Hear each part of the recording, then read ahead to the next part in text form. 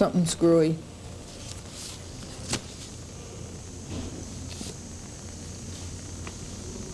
And TCI can make room for Fox News, but they can't make room for public access. TCI can make room for whatever it wants that it's going to think it's going to make money on, but it cannot make room for public access. And you want to know why Channel 6 Turner Broadcasting wasn't bumped for WRNN? Well, because Ted Turner is a director of TCI. Of course, what is going on? Glendora versus TCI, Glendora versus Malone, Magnus, and TCI is in the United States Court of Appeals protesting the atrocious decision of one Judge Winter, who never should be on the bench. And Glendora has asked to re-argue her case en banc. That means before 25 judges. In the United States District Court, before Judge Rakoff, is my motion to admit amici curiae, my motion that Judge Rakoff recuse himself, but I've withdrawn that, a motion for something else.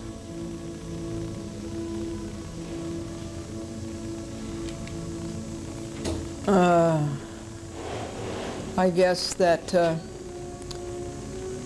the desperate defendants who have no defense, they want to discredit me and discredit my informer pauperis status.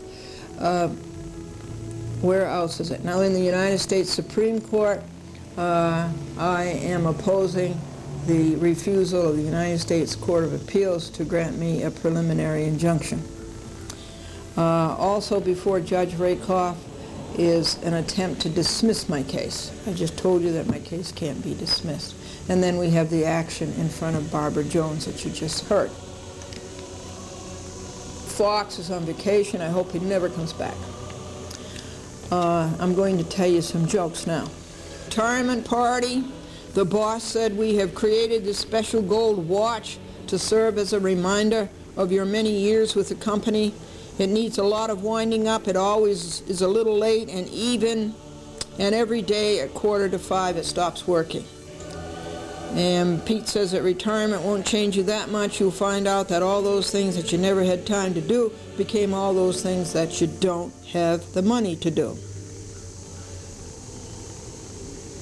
The problem with being retired is that you never know what day it is, where you're supposed to be, or that you're equipped, or what you're supposed to be doing.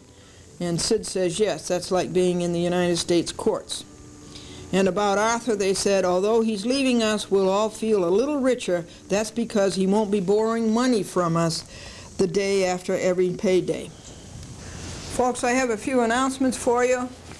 I would like to have you hear from the Center for Judicial Accountability, a national nonpartisan nonprofit citizens action organization raising consciousness about how judges break the law and get away with it.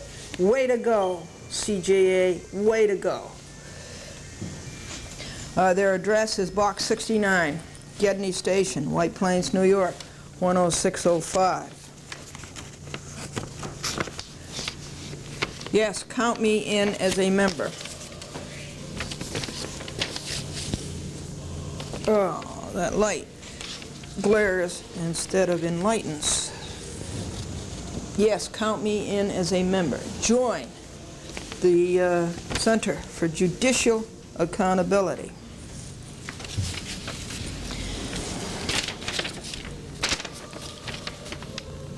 Judicial accountability. Why shouldn't judges, like everyone else in a democracy, be responsible for their incompetence? Be responsible for their incompetence and deliberate misdeeds. Why should judges be allowed to run their courtrooms as their own private fiefdoms? Fiefdoms. Free to abuse litigants and lawyers who come before them. We are building a national organization focused on the problem of bad judges. Judges who are incompetent, abusive, and dishonest. By dishonesty, we mean judges who knowingly disregard clear and controlling law and who write decisions, which fabricate or deliberately omit critical facts. Way to go, Center for Judicial Accountability. Next week, I will read you more. I don't think the Yonkers City Court should have a rude clerk come to the window and abuse the public. And that rude clerk that we found to be very rude is Ruben Marimus. He was inept, he was a smart aleck, he was nasty, he was unfit, and he was out of character, and he was downright ugly. That is our feeling about him. Now,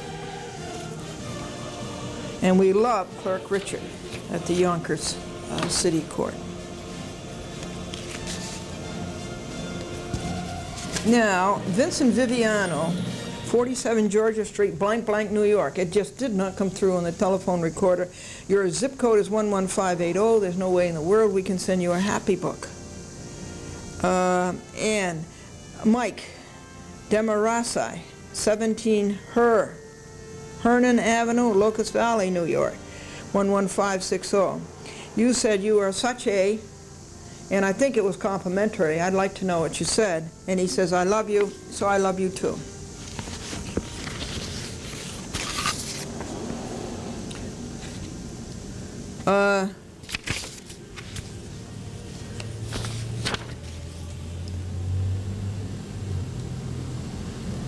I want to read to you about the, I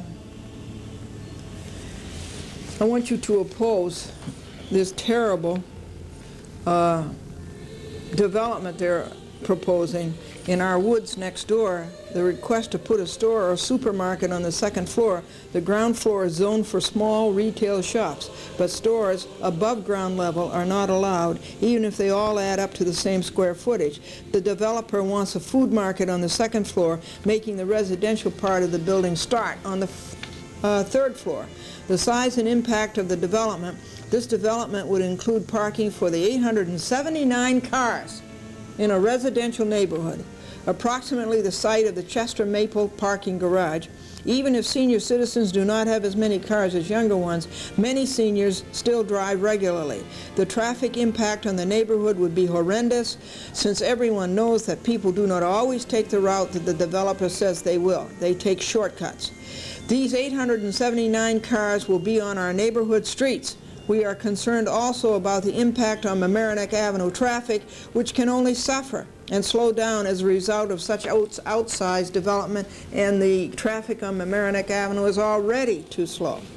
No one is against housing for the elderly. Many Highlands residents are getting into that age bracket, but a development based on senior living residencies in Chicago, Pittsburgh, and other very large cities, which the developer admits to using as models, is overwhelming in a small city like White Plains, which prides itself on its neighborhoods. Now, what can you do? Write to the mayor and members of the Common Council at 255 Main Street, White Plains, 10601. Their names are Mayor Cy J. Schulman, Robert E. Greer, William Brown Jr., Joe Falcone, Mary Ann Keenan, Rita Z. Melmud, Pauline Z. Olivia. Tell them how you feel. Tell them you are opposed to the urbanization of the Highlands. Tell them not to grant the zoning amendments, variances, and special permits Highlands Senior Development, LP, the developer wants. Right now, even if it's just a postcard. And boy, we got to do that.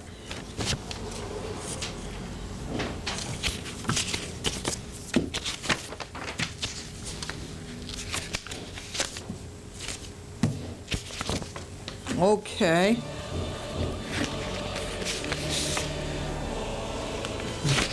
And I called Charles Dolan, and I asked Charles Dolan to pay me that $350 that Dolan, Tata, and Quinn stole, and he refused to. He copped right out. He says, talk to Robert Lemley, and we know that that's just a dodge, because it's no good to talk to Robert Lemley. He doesn't make the decisions, and he would say no anyhow. And I have that conversation on audio tape 822-2. I said, what are you doing, Charles? He says, I said, how come you're not out on your boat? He says, I'm cleaning the attic. And I said, well, There's a lot of things in that attic that go back to Cleveland days, I bet. And so I asked him right outright to send me that money, and he refused to do it.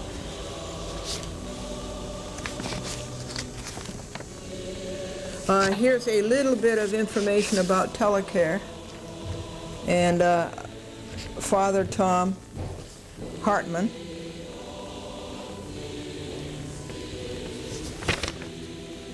And they had a great big party, and here's many pictures of them.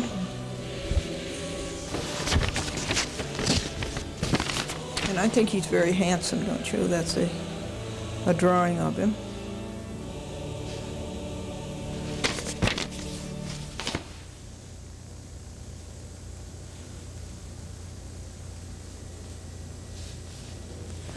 And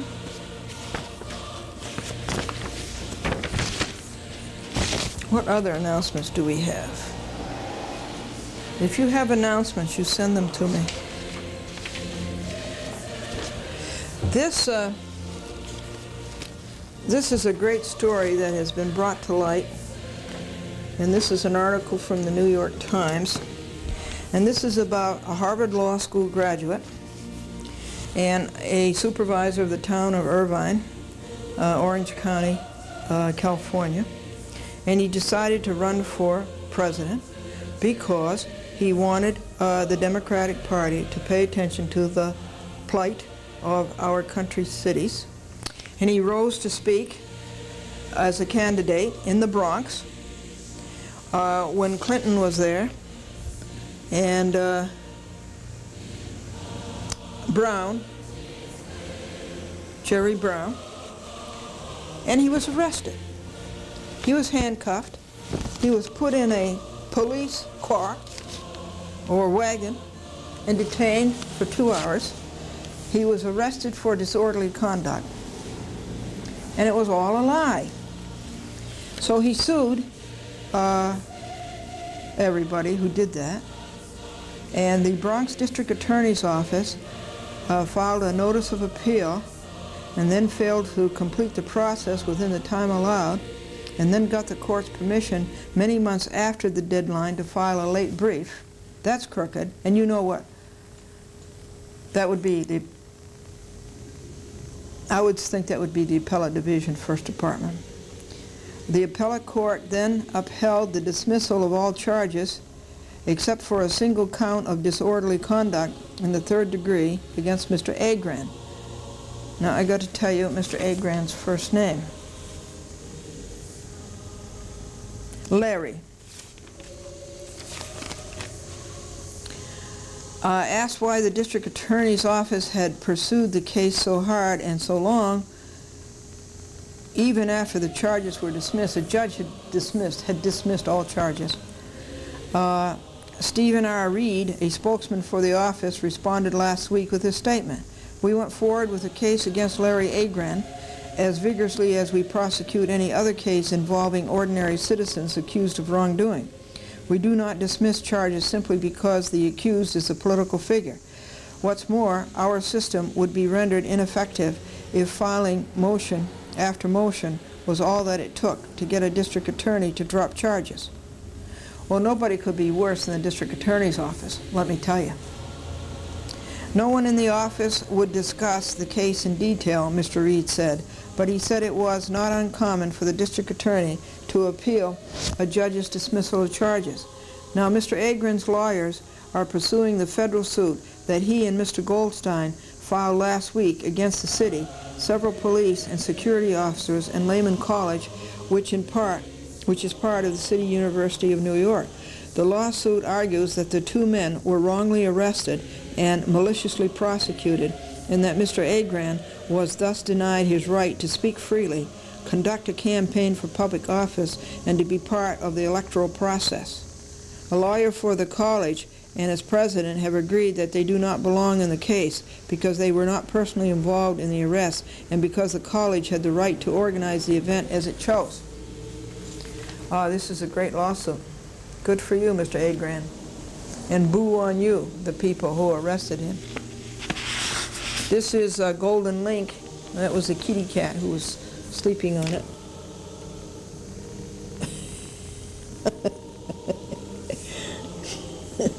Purrs all the time, this little kitten. Golden Link, this is nice that Local puts this out for the senior citizens and tells the senior citizens about computers.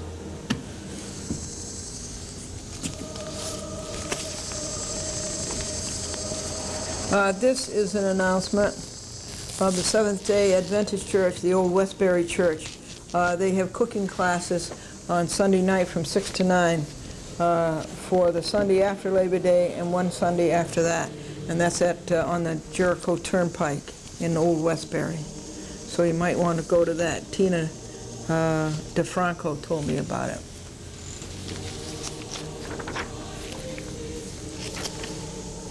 This is from the Board of Elections. It's time to get ready to vote again. I want to make sure that you tenants join, tenants and neighbors. Hello, Katie. Come on, Katie. Don't be afraid of the kitten. Join tenants and neighbors because they are fighting for your tenants' rights, as greedy millionaire landlords are depriving you of your tenants' rights. They're in Manhattan. Tenants and Neighbors Association, New York State.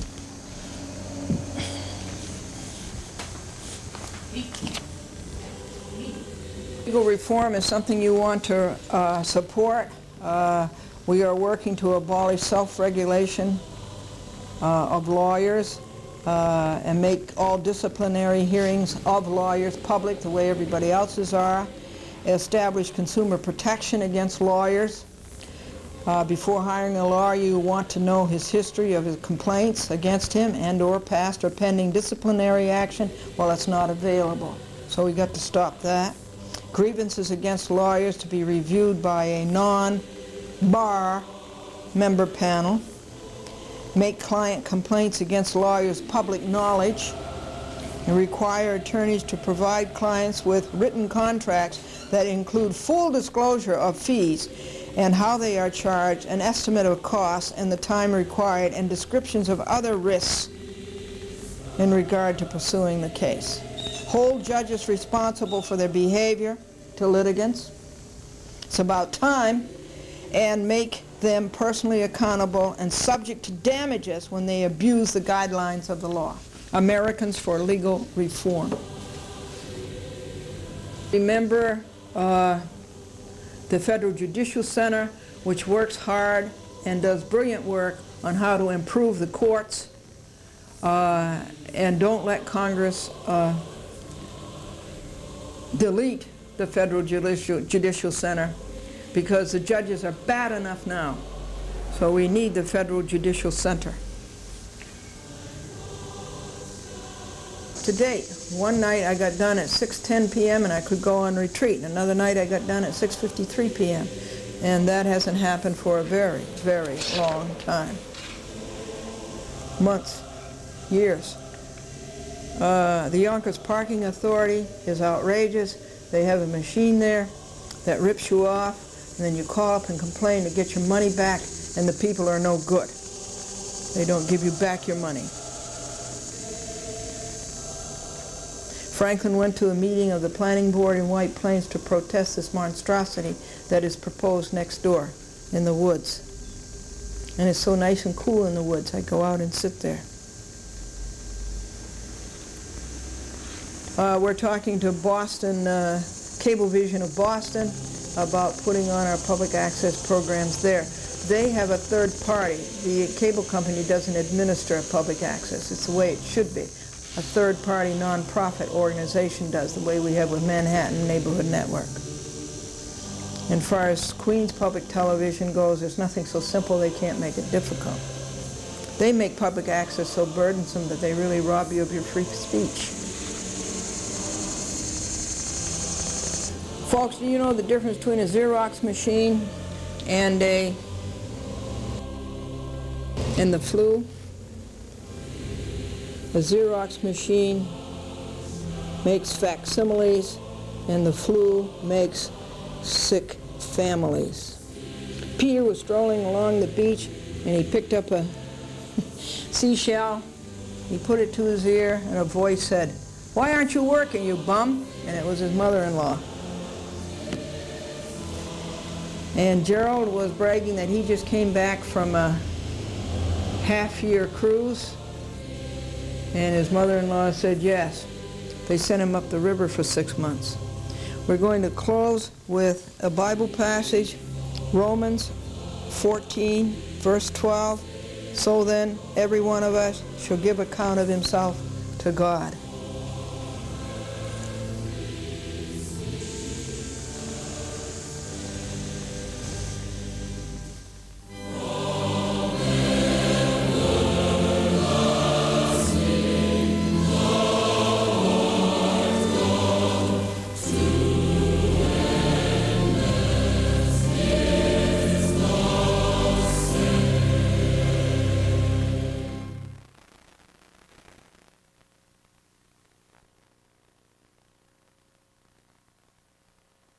Here we go.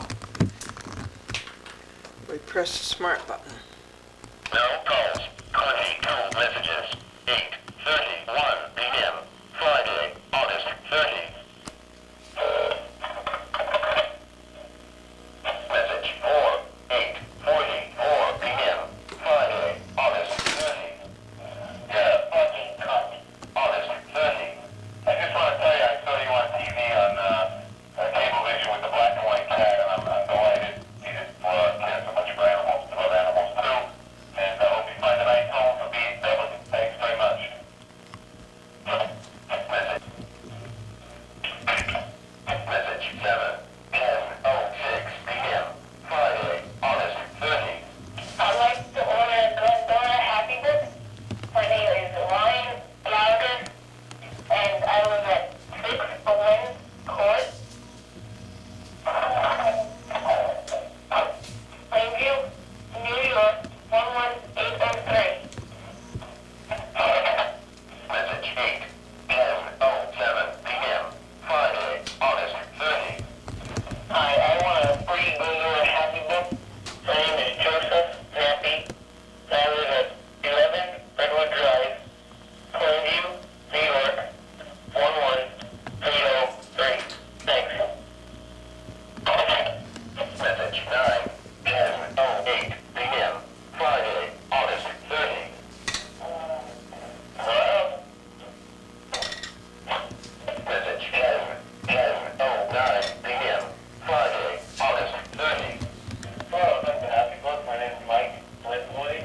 I live at 177 Harris Drive. That's in Oceanside, New York.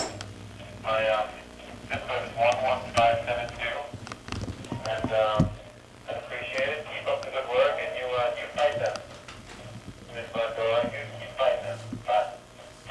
Message 11:10:11 p.m. Friday, August 30.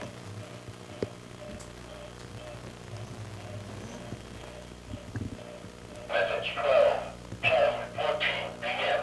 Friday, August 30. Glendora, I'm here with a friend, and Steve. Really admired you, what you've done. I wanted to copy that book. And name is Chris Corchiani, CORCHIANI, and his address is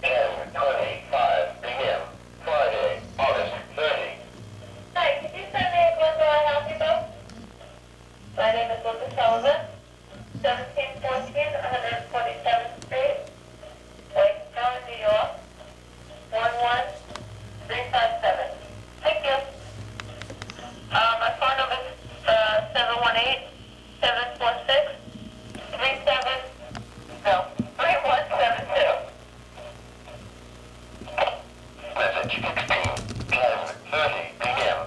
Friday, August 30. Well, that's logical. No one ever comes back more because, no, it's 516-536-9584. And I very much like to debate your left-wing points of view. Anyway, your anarchistic views of society are being narrow-minded, and 566 led the effort was thus ill-informed and ignorant of those who are ill-informed, although you have to pretend to be well-informed. District 30, I say, don't reform the message 19, 10:33 p.m. Friday, August 30. The rules regarding disclosure of the legal profession should not be changed. I think that the laws regarding public access facility could be changed. 516-9584. I'll come on the air with you, Glendora. So now that when you speak, No, you won't. have a happy birthday. Message 20, 10:35 p.m. Friday, August 30. Hey, Glendora, I called before about how nice it was that you're taking care of that cat. And I forgot that I just said I wanted a happy book. My name is Ted, T-E-D, last name is David, D-A-V-I-D. You can send that to me at teddavid at 2200 Fletcher Avenue. That's F as in Frank, L-E-T-C-H-E-R, Fletcher Avenue, Fort Lee, New Jersey, 07024. I'd appreciate it. Thank you. Keep up the good work. Message 21, 10:43 p.m. Friday, August 30.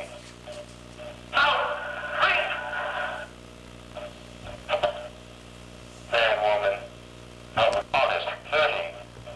Hello, Glendora.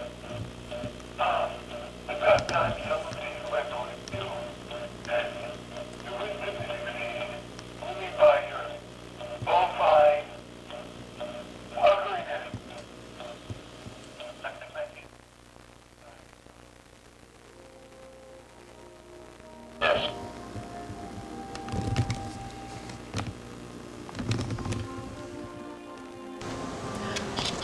A couple of more good calls. This one came in from Long Meadow. Barbara Bacalopoulos, East Meadow.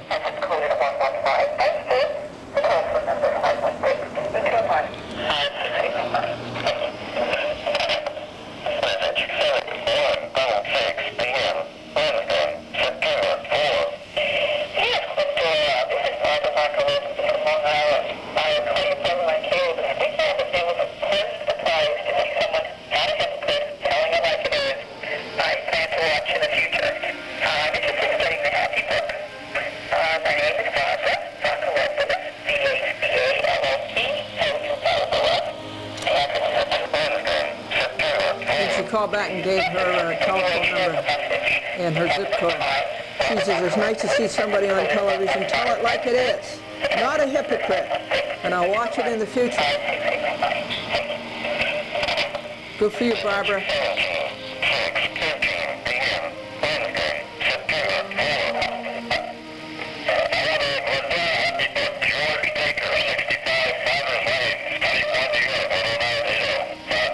George Dacre, Potter's Lane, Stony Brook, New York. There were 18 calls on the telephone answering machine. Did I tell you that last week there were 22 calls that came to Westchester, and there were 6 calls that came to Huntington, and they were all from the program that was on TV Friday night. Now that's 22 and 26, that's 28 calls in 29 minutes. You can't do better than that. People are tired of being pushed around by corporations, by political agencies, by public agencies.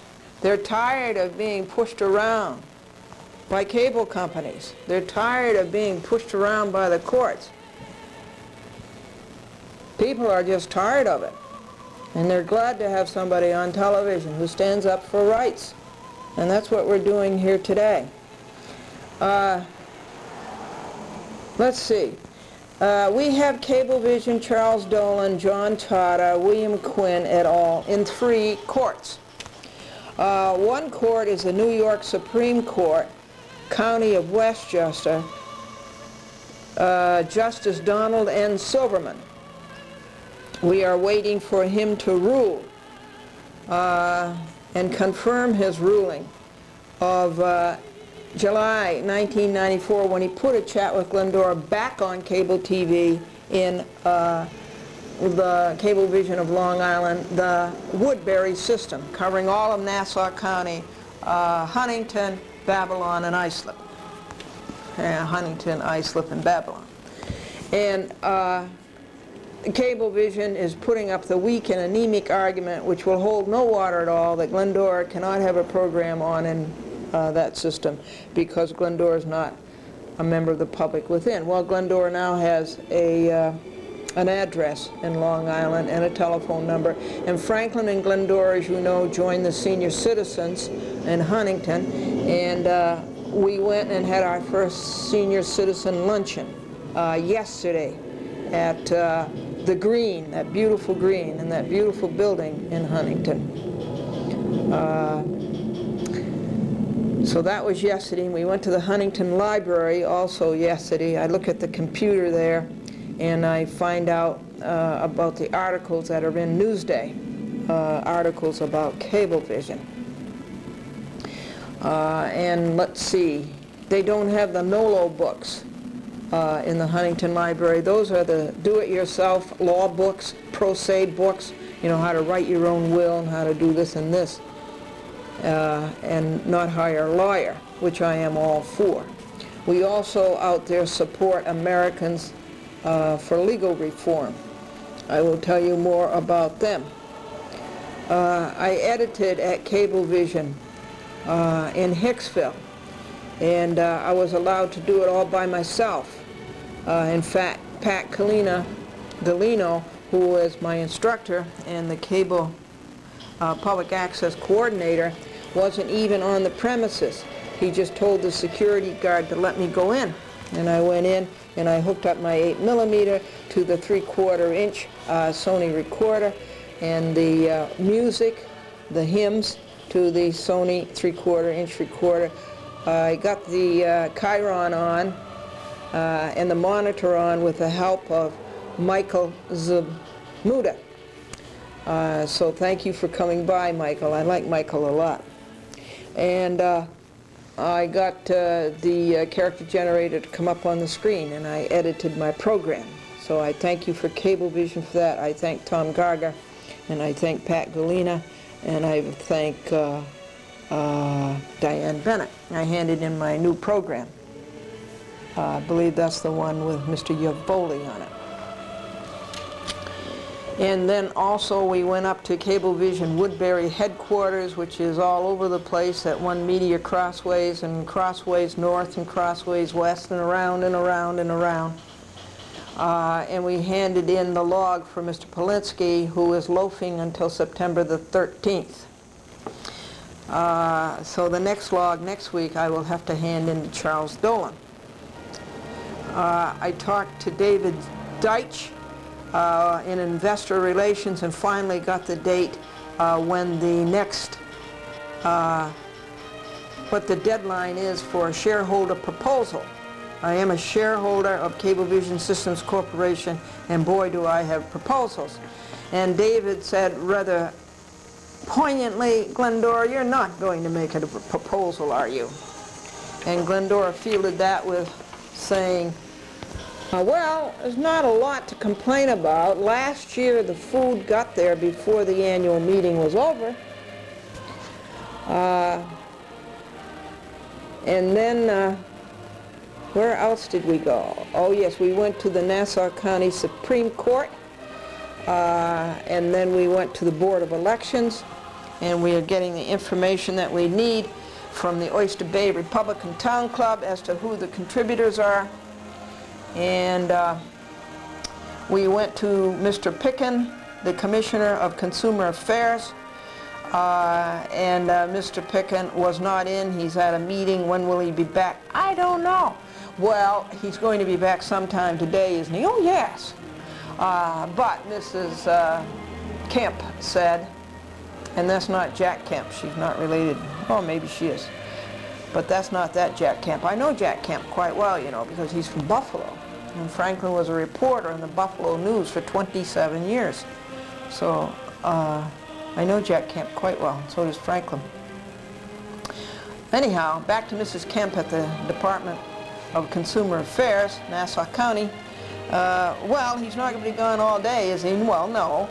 But when he comes back, he has several meetings. He's going to be very, very busy.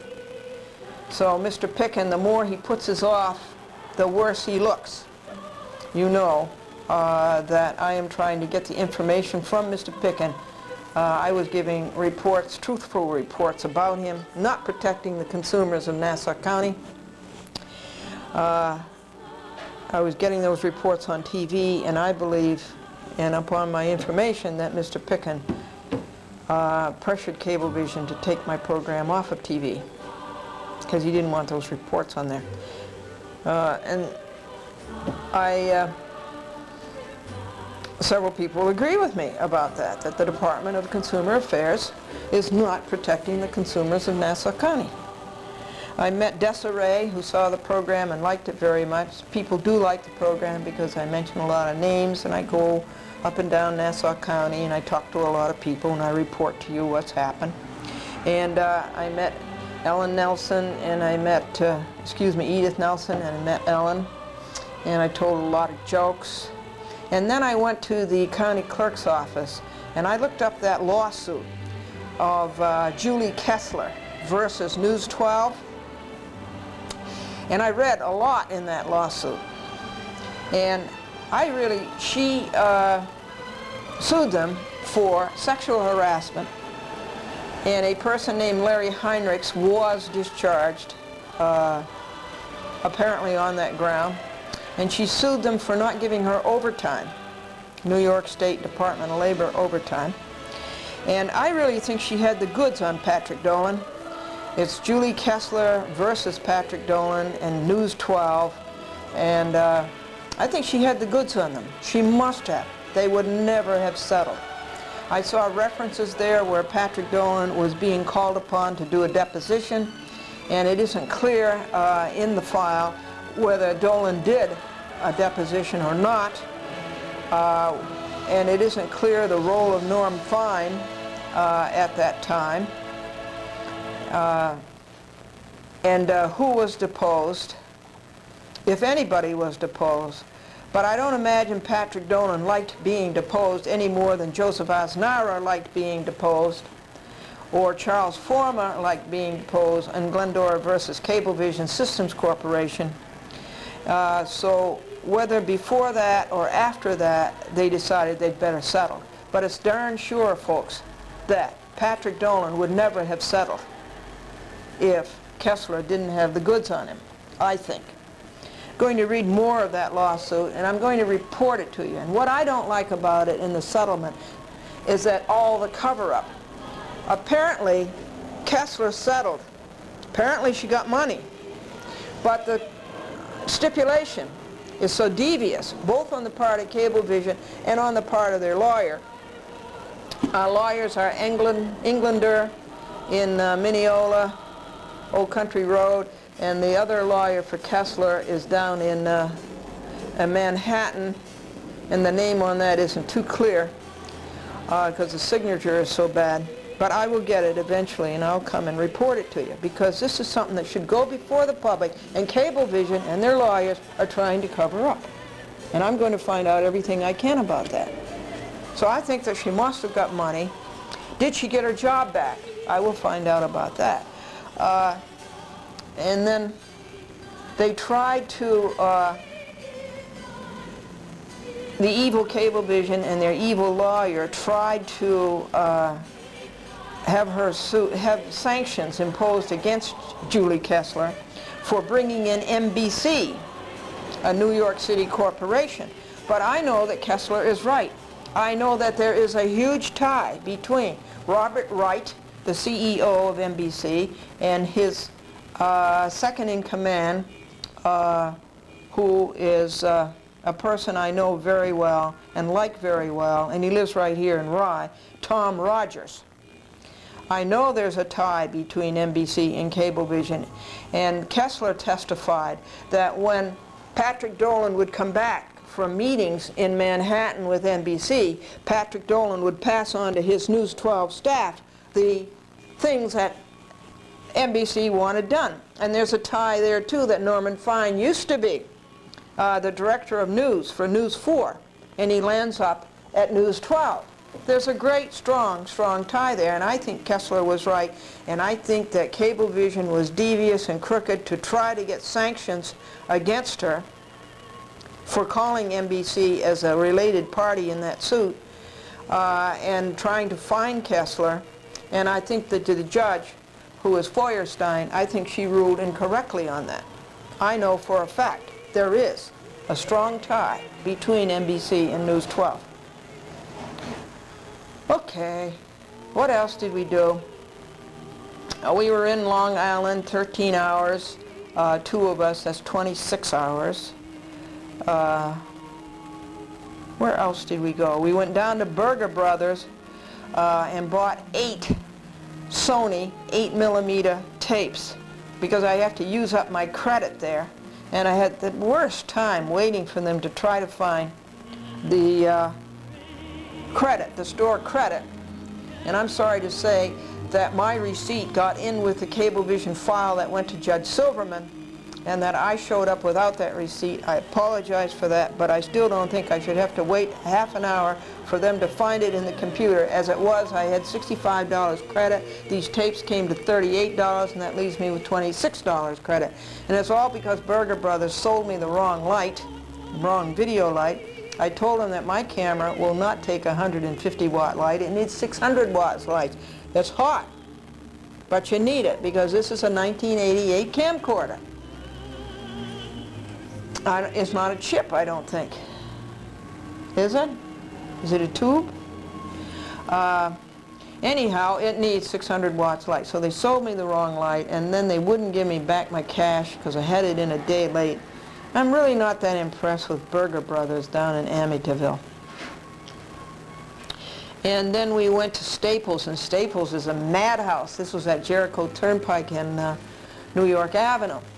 Route 110, it's a madhouse because it's the first day the kids back to school, but it's fun to see them going all over the place and buying their school supplies.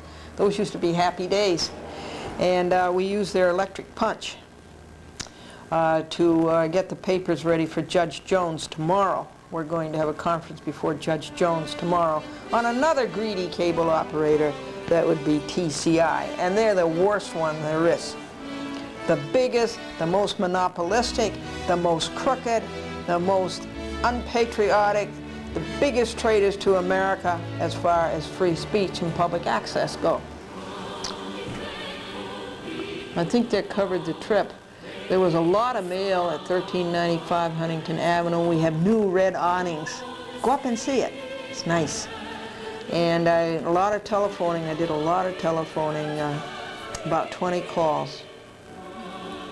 And there's a big movement going on in Long Island against cable operators. People are waking up to the fact that their public access rights are being denied and violated. And of course what started this was a chat with Glendora. And there are numerous of my pupils and tutors and underlings, no, not underlings, well, supporters and tutorials who are in this movement.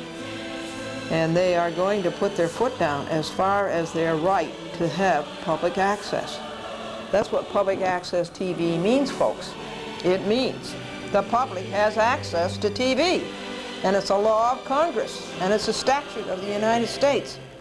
It's Title 47, United States Code 521. And it's a law of the state of New York. It's now public service law, but it used to be Article 28. New York State Executive Law, Section 829(3), and also Title 19, New York State Code Rules and Regulations, 595.1. Those are your laws, made for you, and they are being violated by greedy cable operators, such as Cablevision Systems Corporation, such as Continental Cablevision Incorporated, such as Telecommunications Incorporated. Not all of them. I don't have time to tell you all of them, but the wonderful things that are going on with the senior citizens, both in Nassau County and Suffolk County. I went to see Iacona, Marina Iacona. She was up in Saratoga having some kind of a national meeting on senior citizens. And so over in Suffolk County, we got the senior news over there. I'll read that when I get a chance. I've read a lot of things so far that the seniors are doing. Go to your senior citizen center and join up. It's a wonderful place. There's music and there's dancing and there's food and there's a lot of comrades and what do they call it in church? Fellowship. Yeah, that's what they call it in church, fellowship. That is my Volume 2 of Cablevision Investigations. This is Volume 1 of Cablevision Investigations. I work on Cablevision Investigations 15 minutes every day. I work on, over there, I didn't bring it over to the desk, but it's the jury charges, and I'm coming along great, because when I bring the Dolans and Cablevision to trial in the United States District Court, Southern District of New York, I have to hand to the judge the charges that I want the judge to read to the jury. And I have been working on that since May, 4 months. And I have finally finished reading the jury charges. I am now selecting my jury charges and getting them typed and getting them printed so that I can hand them in to Judge Bryant. Because it's critical that you tell the judge what to say to the jury. Because if there's a mistake, the jury is going to decide wrong, and there's going to be a retrial or there's going to be an appeal. So it's critical that you get the right jury charges to the judge.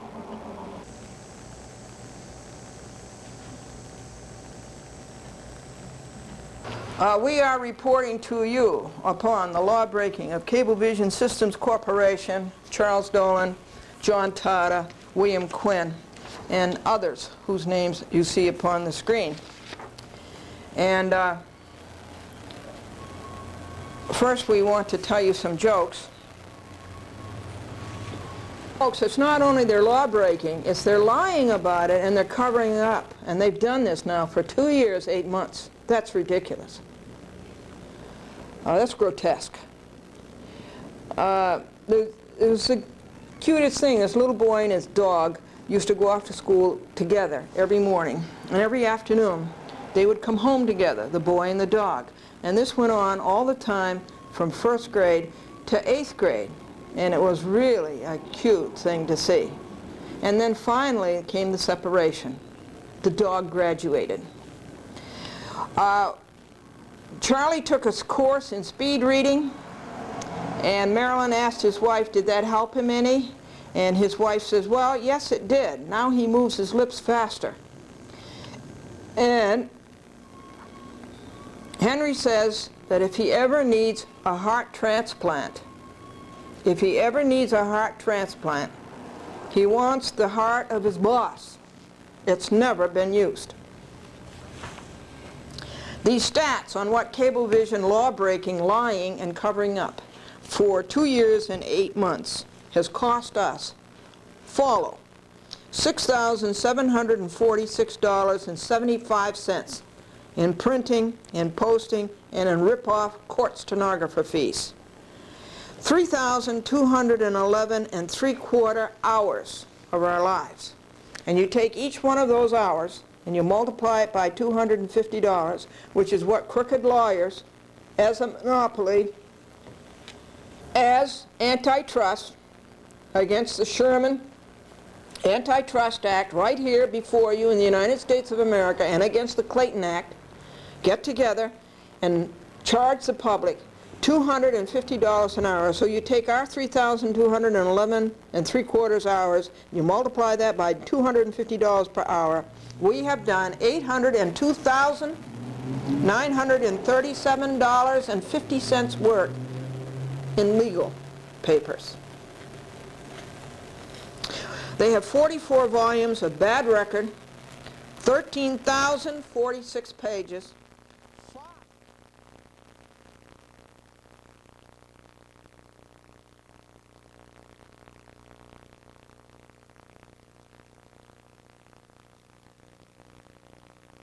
13,046 pages, 5 file drawers full of bad record, law-breaking, lying, and covering up. 279 TV programs, each a half an hour, reporting this bad record on 11 cable TV systems. A Chat with Glendora is on 11 cable TV systems. Their choice. Their choice. If I were Charles Dolan, John Tata, and William Quinn et al., I would not like that kind of a bad record. I don't care how much money they're worth, and they are millionaires, billionaires. They're the nouveau riche of Long Island. I wouldn't want that money, because I wouldn't want that bad record.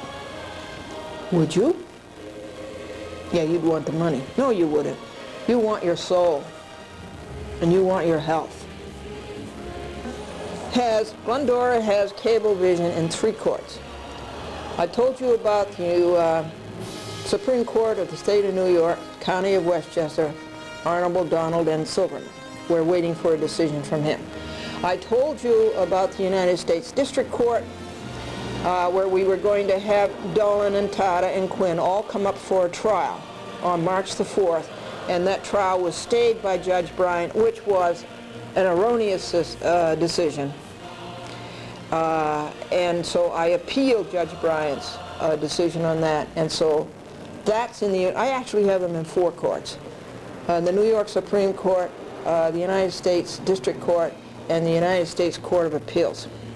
And the 4th one is the City Court of the City of Yonkers, where Cablevision, Dolan, Tata, Quinn et al. Spent the subpoena money when they didn't have to come to trial.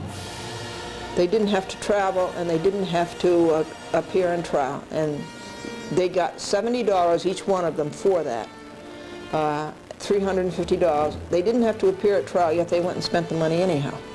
Now these are billionaires doing it, and millionaires doing that. So that's in the City Court of Yonkers. Franklin pled that these people give him back his money, to which they have no right at all, and on which they're getting interest, these millionaires, while Franklin is losing the interest. What else is there to report to you on Cablevision? Okay. A letter went out to Judge Silverman, is going out rather today, to Judge Silverman. I will read you that letter. This is the letter, everybody, that went out to Judge Silverman. It's on its way out to Judge Silverman, but that's a change of address. Bear Stearns is a stock broker.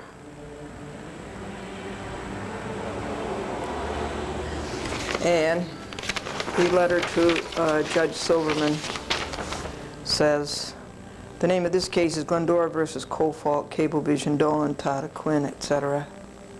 Cofault, I believe, got fired because he took the program off the TV. And he's down somewhere in North, he used to live in Lloyd Harbor. He's down in North Carolina now. But I made him the lead defendant. Dear Judge Silverman, you have returned by now from your month away. Franklin and Glendora were in Long Island all day, 6:45 a.m. to 7:45 p.m. equals 13 hours times 2 people equals 26 hours. We went to see the Nassau County Supreme Court in Mineola, the Board of Elections, to do research for the Cablevision trial, the Department of Consumer Affairs to see if James Picken will talk, to Cablevision headquarters at One Meteor Crossways in Woodbury to hand in last week's log to Urban Polinsky, to the senior citizen lunch for $1.55 per person, to the Huntington Library to look up articles in Newsday about Cablevision, to Hicksville Cablevision to edit a Chat with Glendora program number 2193. Glendora did the editing all by herself, 8mm to 3/4 inch, laid down the graphics and the music. Pat Galena told the security guard at first, at the out front, she can go right in. Glendora never saw Pat, but she saw and talked to Tom Garger and Diane Bennett. From there, we went to 1395 New York Avenue. There was Mucho in mail, our stock certificate for the U.S. West, who bought Continental Cablevision, another greedy cable operator, who violated Article 28. Executive Law 829.3 and New York CRR Title 19.599.1, whom Glendora presently has in the United States District Court, Southern District of New York, White Plains. There was mail from Cablevision of Long Island. We went to our part of 1395 New York Avenue and did about 20 telephone calls and took care of the in-calls on the telephone answering machine. The police have opened a station 3 doors south of 1395 New York Avenue, and that's nice. That gives us a secure feeling. We went to Staples at Route 110 and Jericho Turnpike to use the new electric 3-hole punch, a speedy process. Then we went to Berger's Camera at Amityville to buy 8 Sony 8mm tapes for a chat with Glendora, leaving our store credit at Berger at $26.12. They sold us the wrong video light for $97. It was only 150 watt, and Glendora's cameras take 600 watts. Next week we edit at Hicksville, Cablevision, from 10:30 a.m. to 1:30 p.m. Yours in truth, a chat with Glendora, 1395 New York Avenue. Carbon copy to Robert Callaghan, the crooked lawyer, Satterley, Stevens, Burke and Burke of Crooked Cablevision.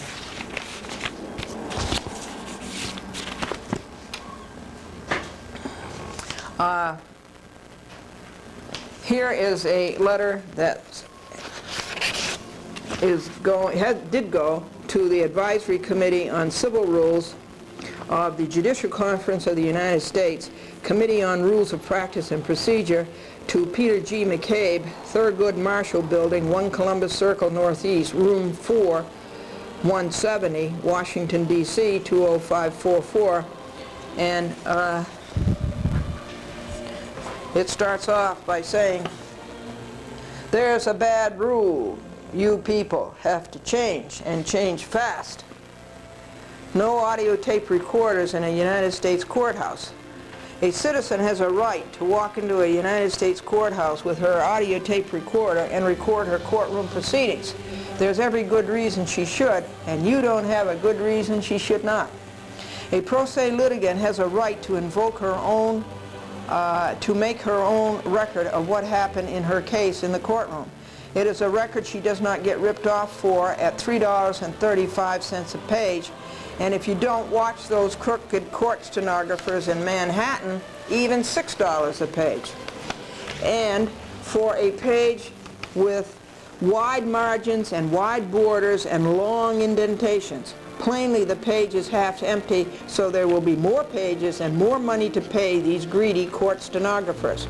Further, it is on instant record the litigant can have as soon as the conference is over. With a court stenographer, one has to wait 30 days. Even then one may not get it. Further, it is a record of voice reflection, of tone, of emotion, of intent, and more. There is nothing like hearing a person's voice saying his own words, rather than reading them secondhand written by a court stenographer. Court stenographers, along with grubby and greedy lawyers and judges, have turned courts into an industry. It's a money maker for them. Somebody violates a person's federal rights. Said person goes to court for protection of his rights and for a redress of a wrong, and the 3 groups above prey on the victim as ants do on a disabled insect. Oh goody! Some big corporation violated Glendora's rights, and we're going to make lots of money off of that.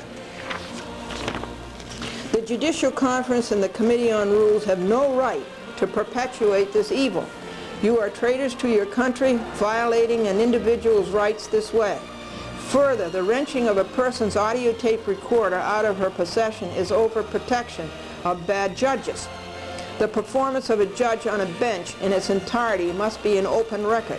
Judges don't want audio taped records because they don't want the public, that's you, to know how bad they are, how egotistical, how exhibitionistic, how wrong, how immature, how temper tantrum they are and can get it out, and how ignorant of the law they can be, and how unjustly they can rule, and how clerks do their work for them. Again, you have no right to keep court stenographers in business and bad judges covered up. The Federal Judicial Center did a study for a decade on audio tape minutes versus stenographer minutes, and the audio tape minutes beat hands down the stenographer's minutes. The Federal Judicial Center published this report long ago. Yet you go on making an industry of the courts and covering up for bad judges.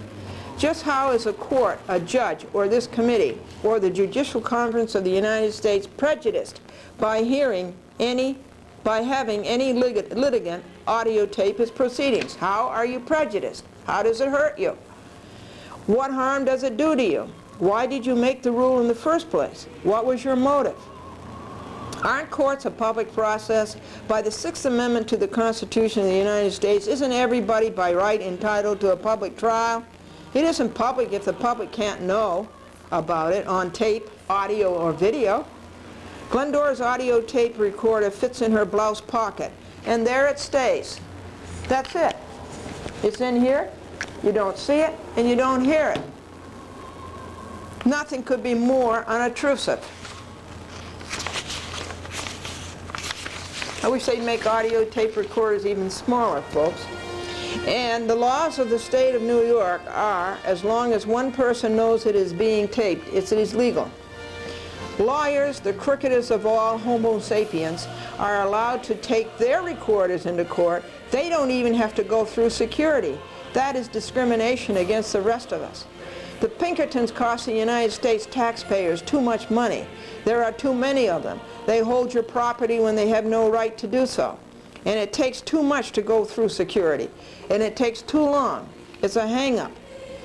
And White Plains has no female Pinkertons. A female must be frisked by a female. These males get altogether too close with that clapboard. Thank heaven there are no court stenographers in magistrate courts. The courtroom deputy makes the audio tape of the proceeding, but this costs $15, and you have to wait until the next day or the day after, and this throws off one's timing. Wherefore, you people have no real and honest reason to deprive us of our audio recorders and our right to record our proceedings, and we have every right to do so.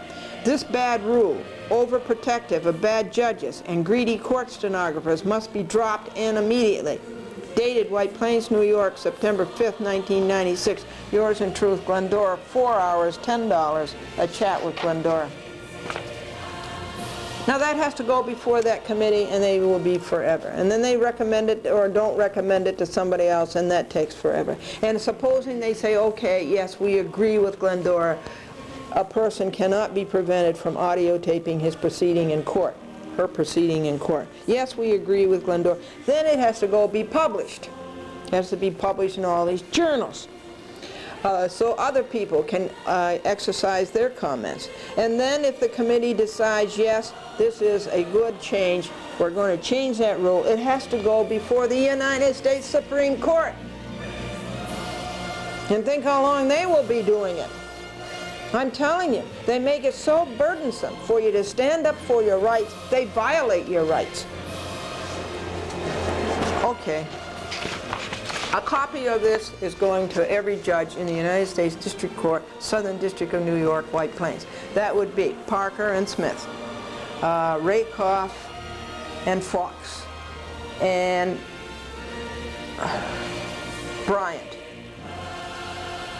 and Connor. And it's going to the Pinkertons, and it's going to the clerk of the court.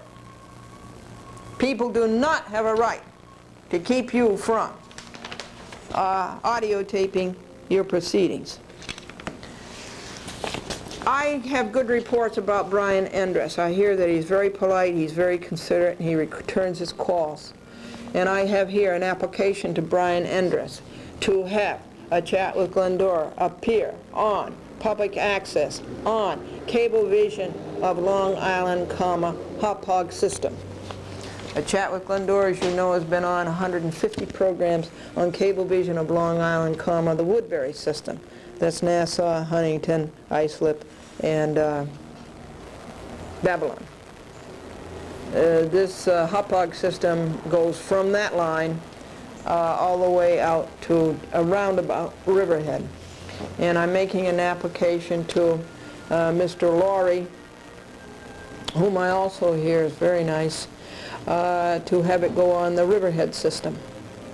And of course it has been on for months and months and years on the East Hampton, Amagansett, Montauk system.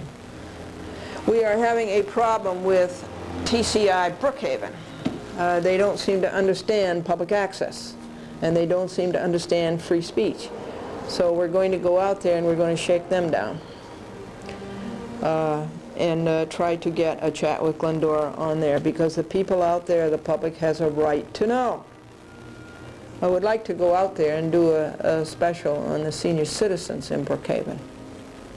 Now, Brookhaven is the only cable system, TCI, on Long Island that is not owned and operated by monopolists, Cablevision, the Systems Corporation, Charles Dolan, John Tata, William Quinn, etc. That is the only one, and they have some of Brookhaven. Cablevision has some of Brookhaven, but I'm going out to get the part that Cablevision doesn't have some of, and that's the TCI Brookhaven system. Here is today's to-do sheet. These are the things that have to be done today. The details, the videotaping, the editing, the errands, the telephoning, and what has to be done tomorrow.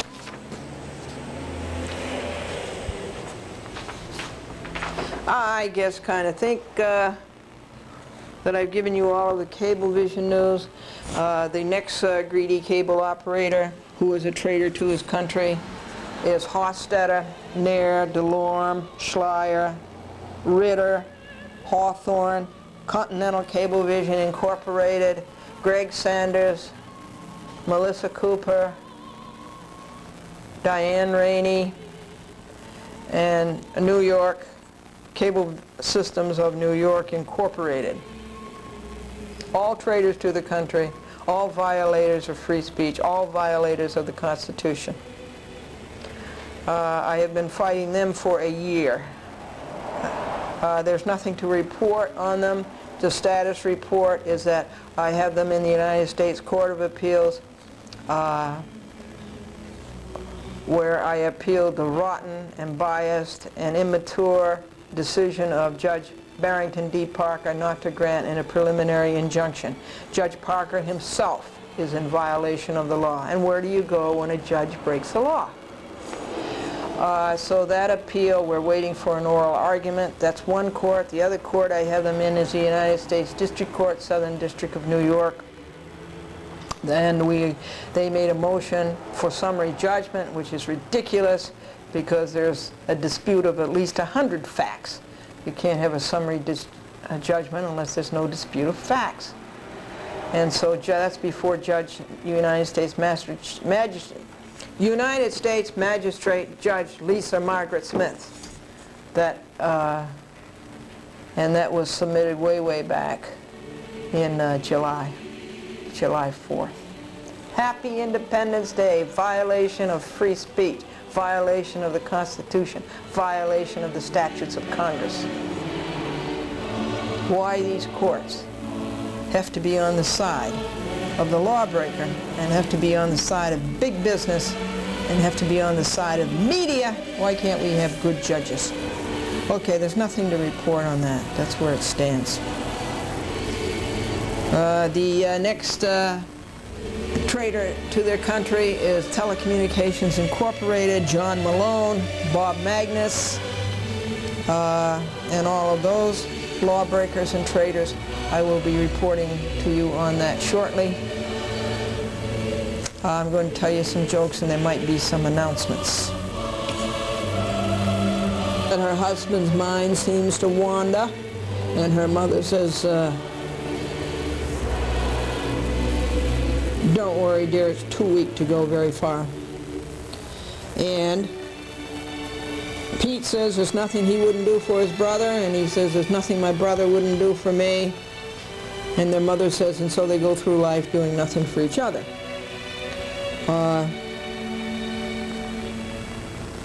And Tom says his boss has an even disposition. It's lousy all of the time. Here is a Long Island story. It happens to be a Riverhead story. It's the Supreme Court of the State of New York, Appellate Division, 2nd Department. Farm Family Mutual Insurance Company plaintiff against James E. Flaherty, defendant. The case number is 9507695, and related cases. It's an affirmation by Brian D. Grafman. Brian D. Grafman, an attorney admitted to practice before the courts of the state of New York, hereby affirms the following to be true under the penalties of perjury. 1. I am a principal of the firm of Cairo and Grafman, P.C., attorneys for the plaintiff James E. Flaherty, in this section below, in particular in connection with a motion to vacate the default dismissal of Mr. Flaherty's action while he was proceeding pro se. I submit this affirmation in support of Mr. Flaherty's appeal and to bring to the court's attention his letter of September 24, 1992, Exhibit A, hereto. This letter was written prior to our firm's involvement in the case, and a copy was not to my knowledge in the file we received from Mr. Flaherty, who indicated that he did not have a copy either. 2. I did, however, receive a copy, the original, I believe, of the letter from Mr. Dan Murphy, law clerk of Justice Peter Fox Cohalan, the justice below, at a court conference on April 25, 1996, which I understand was subsequent to the date of perfecting the appeal.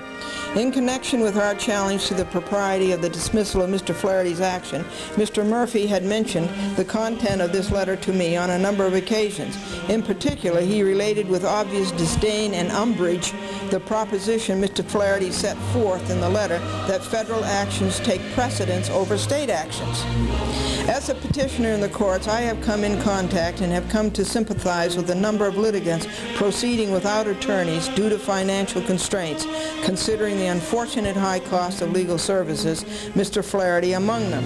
I have often found their causes to be as important, if not more so, than those of full-paying clients, and perhaps of greater significance to their lives than other clients' causes would be to their own lives. I also have heard many times of woe, many tales of woe of pro se parties trying to keep pace with court deadlines and the costs attendant to and time required for vindicating rights. When a party's vehicle breaks down with no other vehicle to get to court, when a party is infirm or needs to care for an infirm family member, when multiple cases cause a gridlock of conveying and converging deadlines, all while the party attempts to juggle other crucial responsibility and perhaps make a livelihood for him or herself and children besides, the court action of necessity may get relegated to second seating and prosecutions delayed and deadlines missed. Courts, in my mind, have not been as appreciative of these travails as they should be. In many circles, pro ses are looked upon with contempt as a necessary burden in the greater good of keeping the court systems open to all. A large respected law firm making a certain aggressive argument and taking a multi-layered strategy on behalf of a moneyed client will be deemed aggressive and creative. A pro se party doing the same will be deemed overly litigious, abusive, and subject to sanctions. This appeal and the acts Mr. Flaherty complains of that took place below implicate these considerations. Dated August 29, 1996, New York, New York. Brian Grafman.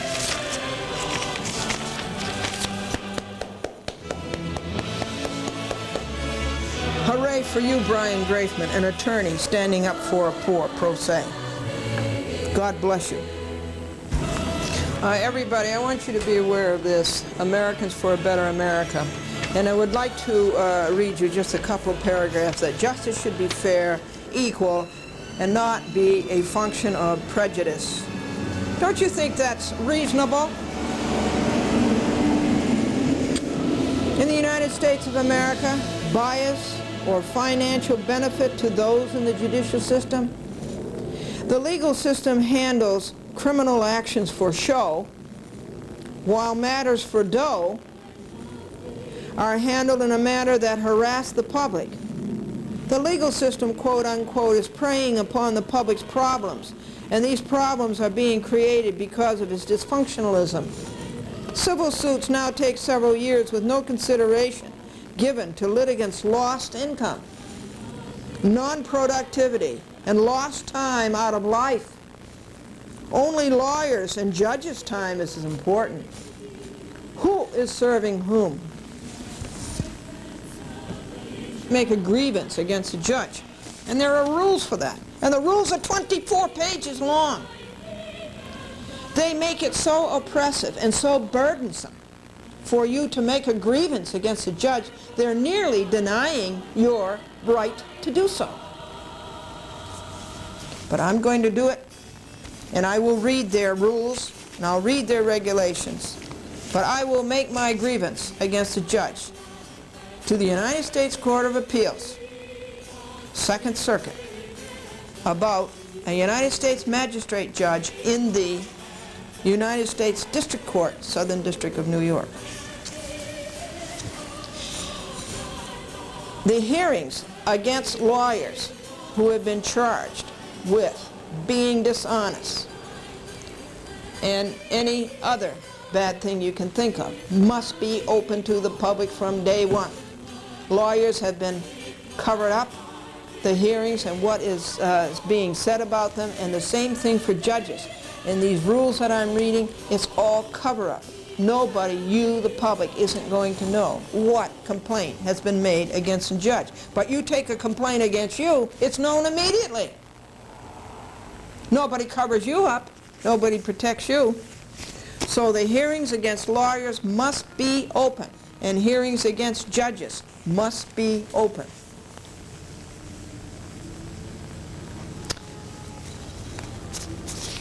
Now this is the worst thing. This man was a candidate to be President of the United States, and in the Bronx he stood up to say his piece, and he was arrested and handcuffed and detained by the police. So he has sued over that. 92 candidates gets his say in suit over arrest. His name is Larry Agran, and here's the caption of his lawsuit.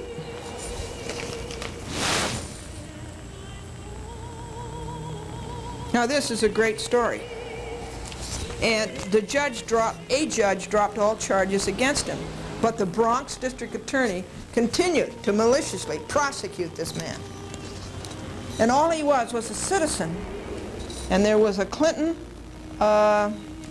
Jerry Brown meeting in the 1992 election, and all he wanted to do was to stand up and be a candidate also for President of the United States. Don't you think an American citizen has a right to do that?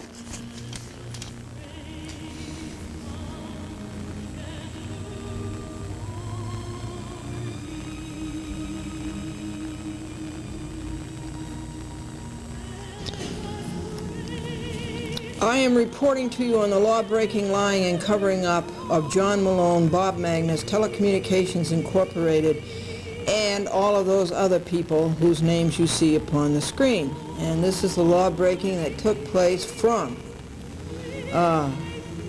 September. From the last Thursday in August, which was the what? 26th, 28th, 29th. From the 29th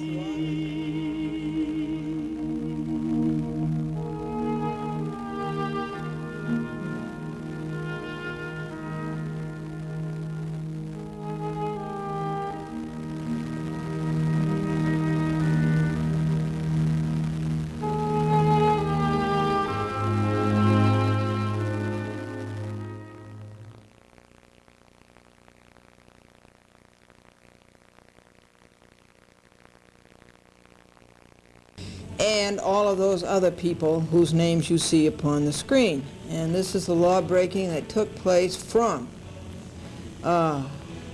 September. From the last Thursday in August, which was the what?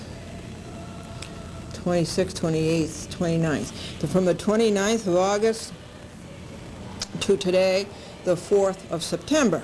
1996 Anno Domini. Stephen says about his buddy, oh, he's famous. He's listed in Who's Through in America. The boss says that for 80 years he has kept his nose to the grindstone, and the secretary says it must have been a beaut when he started.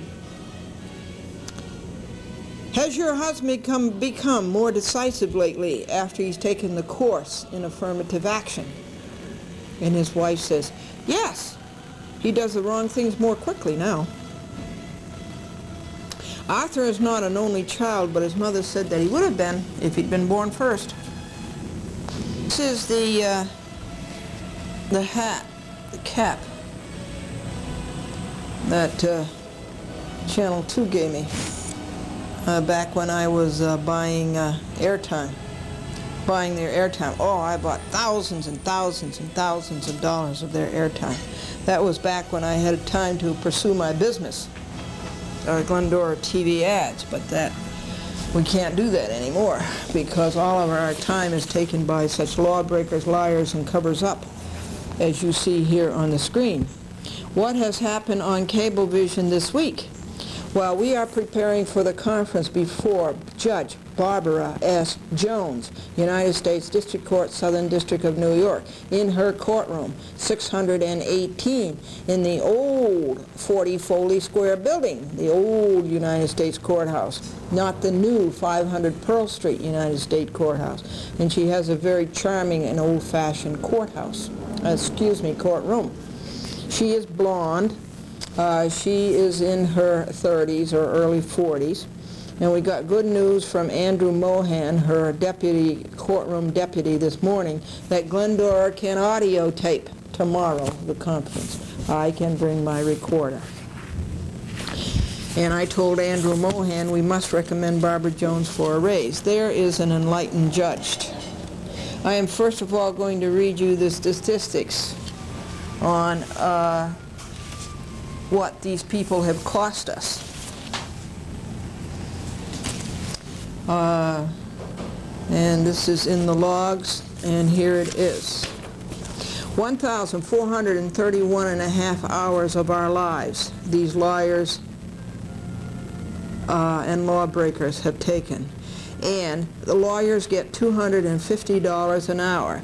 They have, like a monopoly and an antitrust, soaking the public, $250 per hour. So that comes out to $357,875 worth of legal labor we have done to bring these crooks to justice. $3,232.74 printing, posting, and rip-off court stenographers, and 40 weeks of emotional disturbance, and how many months of murdered speech? Let's see, it started in December, and this is September, so that'd be 10 months. Let me put that down, folks. 10 months of murdered speech. 8,048 pages and 34 volumes and 3 file drawers of law-breaking, lying, and covering up. 89 mailings, 105 chapters, a half an hour each of TV reports, all bad record. And these are the people that you have been so nice to, folks. You, society, have made these people millionaires and billionaires with cable TV and paying your high rates every month. And while Malone and Magnus each make $850,000 a year, plus $4 million or billion in stock options. What has happened since last Thursday to this Thursday? Nothing much on TCI, except that I have gone through all of the files on the second TCI lawsuit where I was reporting the truth and the evil of TCI. They didn't like it, so they turned down the audio on my program, the last program that they cablecast, which was April 30th, 1996, Tuesday. They turned down the audio from 9:08 p.m. to 9:30 p.m. and the audio on the show before and the audio on the show afterwards was just fine. But they didn't want you, the public, to hear the evil that they were committing. So I've gone through the file preparing for this conference before Judge Jones tomorrow at 11:15 a.m. It consists of the complaint,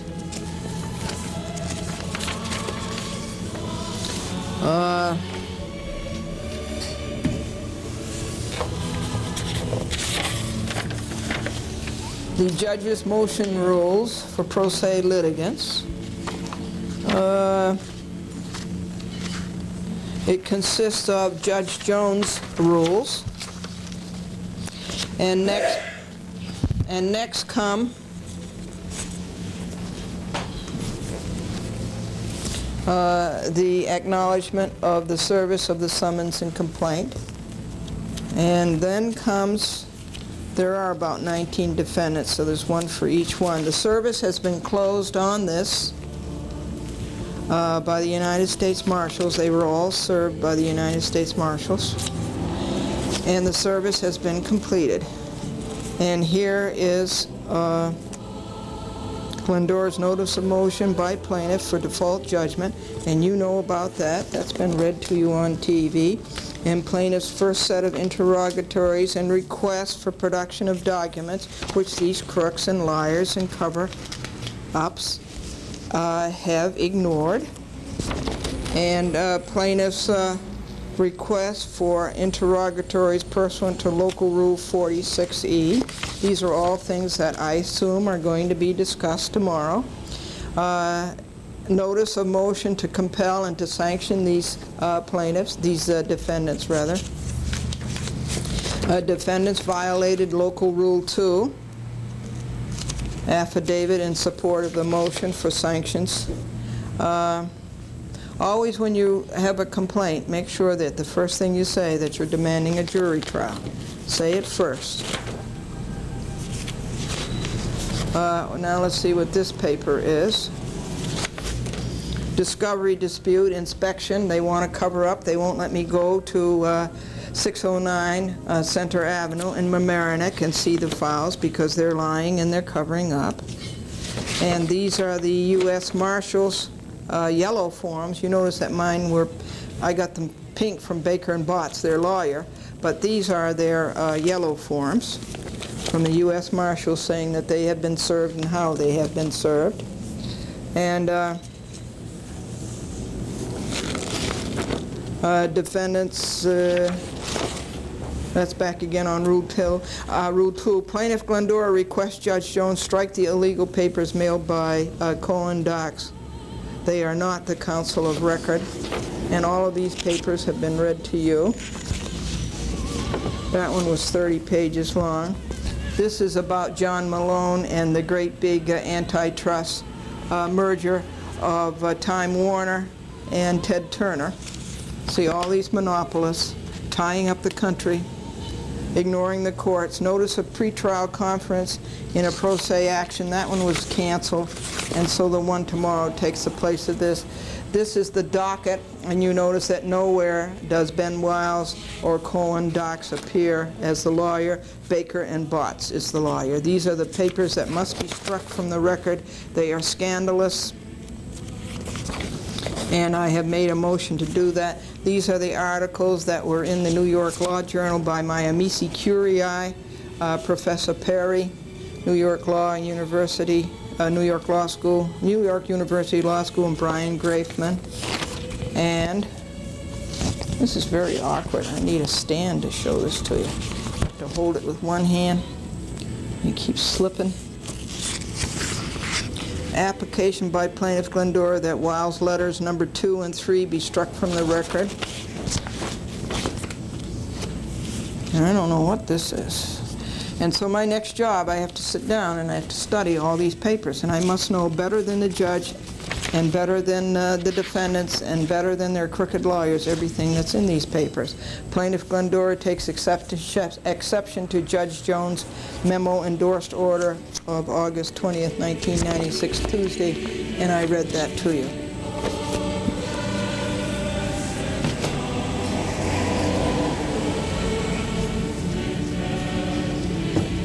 Now, the only one thing to tell you else that's going on the law breaking of Malone, Magnus, and Telecommunications Incorporated is I have finished annotating the annual report. And I believe last week I read it to you. Didn't I show you Peter R. Barton last week? Didn't I show that to you? Wait just a second. Okay, here's a list of their properties. Like misers, they count their money, and you can see that it's a monopoly, horizontal and vertical.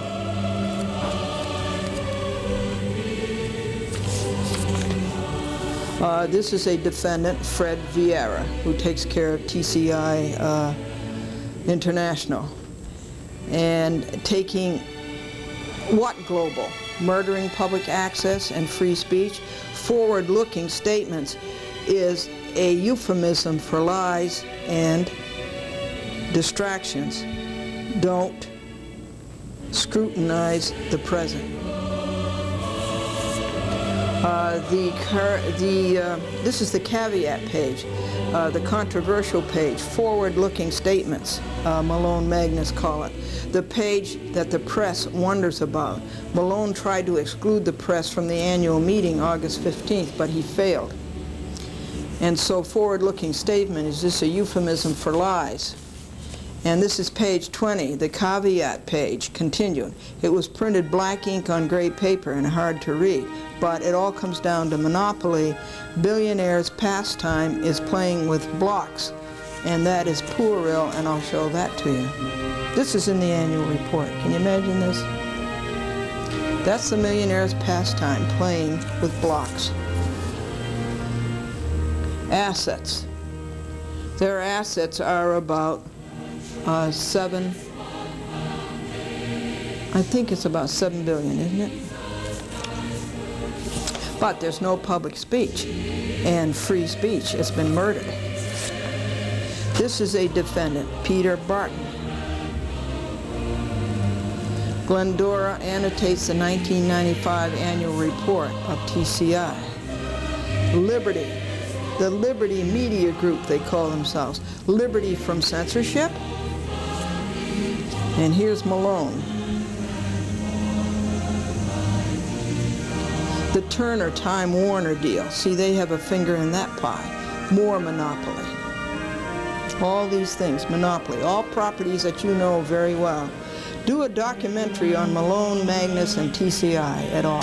Now here's Barry Diller. Remember, Tisch said no to Barry Diller. Remember QVC and CBS was going to merge, but Tisch said no.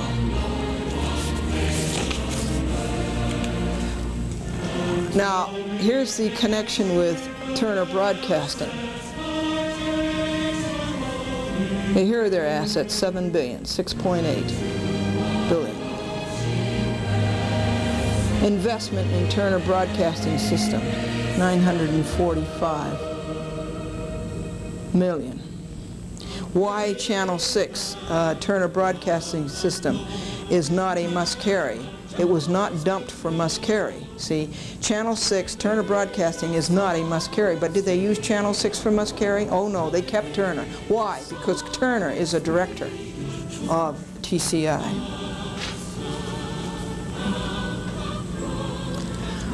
These are two defendants, Bracken and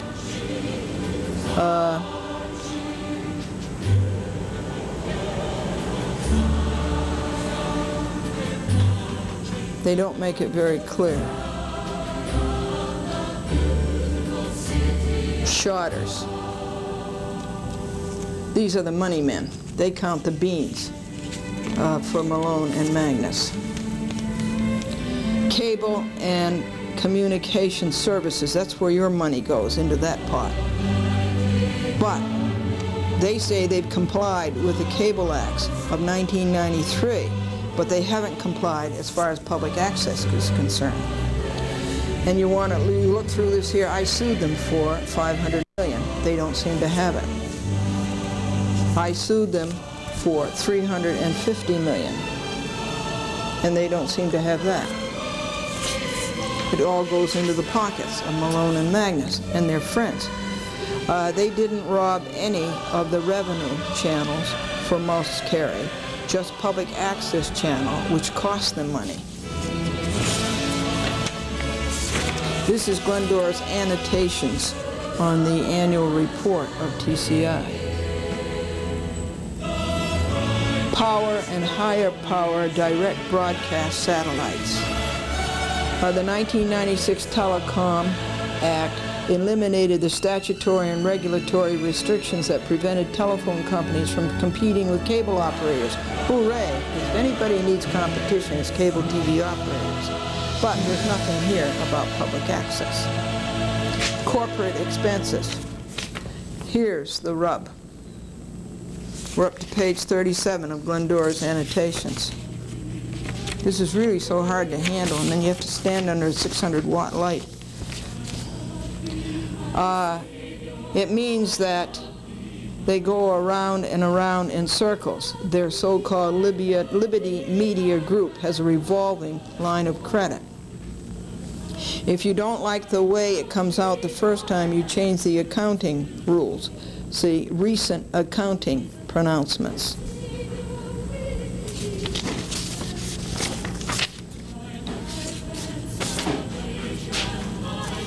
Now they talk about buying Cablevision. What Cablevision did they buy? What's the name of it? Greedy cable operators. Acquisitives. See, this section is on acquisitions. Okay, acquisitive Malone, Magnus et al. Monopolists. This is page 42. Now Sprint, they own U.S. Sprint. Okay, Sprint always was a bad company, but Glendora won her FCC fight with them in 1986. The company believes that it has complied in all material respects with the provisions of the 1992 Cable Act. Well, they haven't. Not public access, and not Title 47 in the U.S. Code, Section 531E. That's the Cable Act. Here's a nice figure. Significant non-cash investing and financing activities are as follows. This one is worth $3,540,000,000. And then we have the poor little TCI employees making about $250 a week. Acquisitions. TCI Group and Telecable Corporation, another monopoly. The cover-up is on crowded pages. See all this? See how tiny that print is to read? They think that they can get away with it because people aren't going to read it. The cover-up is on crowded pages, and all of this information is required disclosure by federal rules, Federal Rule 9, and they have failed to disclose what they sell on the New York Stock Exchange. Stock options and stock appreciation rights. These go into the billions for Malone, Magnus, and their friends. They're golden parachutes. And who is on the compensation committee? NAFI. And who? Who decides the money goes into the pockets of Magnus and Malone and zero into the pockets of the shareholders? Do you know they pay no dividends? Supplemental disclosures to consolidated statement of cash flows.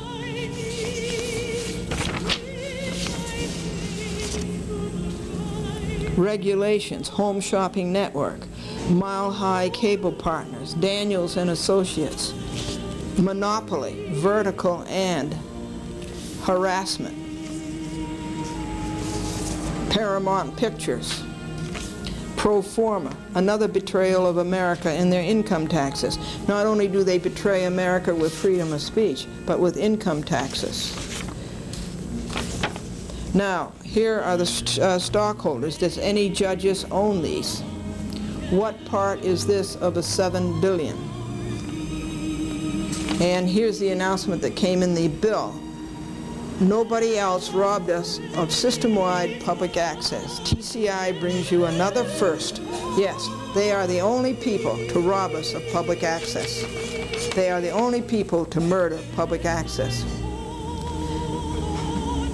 See, they never put anything on these channels that is public access.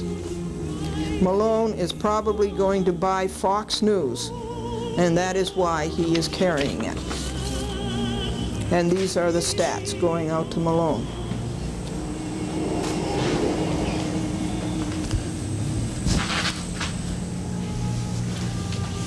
So that's what has happened in the law-breaking, lying, and covering up of John C. Malone and of Bob Magnus and of Telecommunications Incorporated, excuse me, from August the 29th, Thursday, to this Thursday, September the 4th, 1996.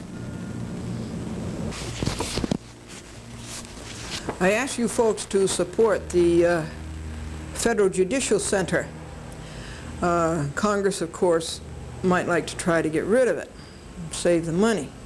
But they put out these wonderful books to help in the administration of the United States courts. It's a hopeless job because we have such bad judges. If we had good people as judges, they would enforce all these things, and we would have good courts, and we would have justice. Here's another one of their nice books. The Civil Justice Reform Act, Expense and Delay Reduction Plan. Well, we don't get the expenses reduced and we don't get the delay reduced, again, because we have bad judges. But this is a great center, the Federal Judicial Center, Manual for Litigation Management and Cost and Delay Reduction.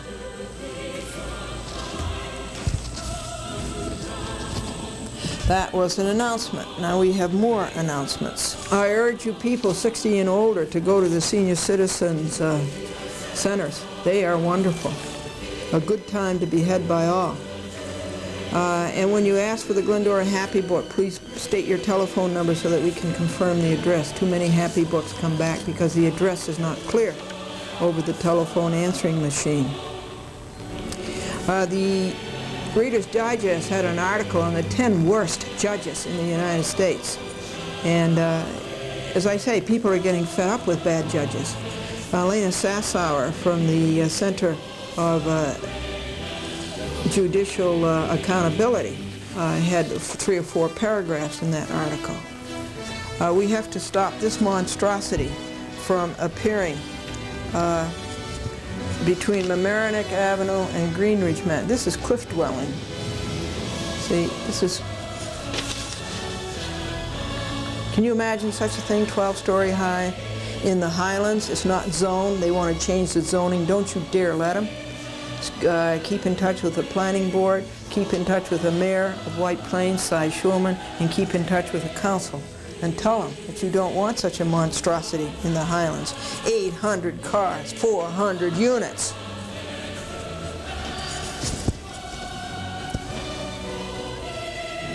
Why, that would ruin the Highlands. And remember, no leaf blowers in White Plains.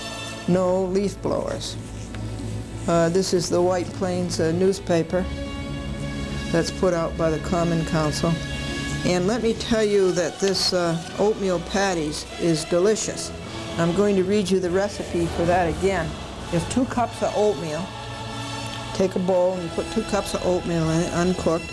A can of mushroom soup or cream of asparagus soup or cream of celery soup.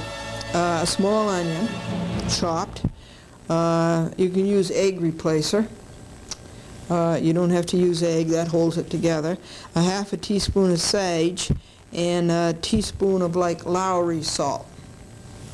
And you mix that well and you drop it by spoonfuls into a skillet with hot oil. And you flatten the patties with a spoon and you brown them well on both sides and you serve plain or with gravy or with tartar sauce, and it serves 8. And this, we go and we buy the vegetarian hamburgers put out by Green Giant, but they're $3 and there's 4 burgers.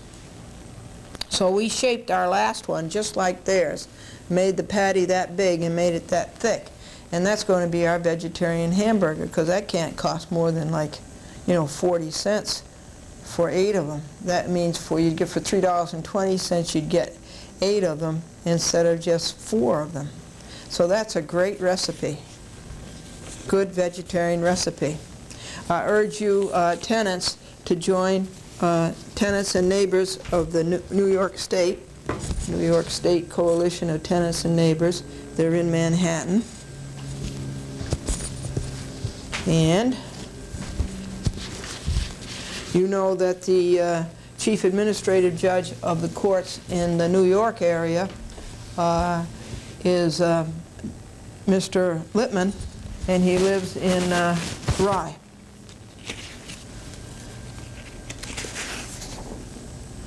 I won't do any business with Jersey Camera. They lied. They said I ordered the wrong light when I have it on audio tape that I ordered a DYH. And then the company Interlight that they ordered it from, they won't replace the light. And so I lost about $100 at Jersey Camera. And now I buy all my lights, and I'm going to buy my tripod, my new tripod from Acme Light Company.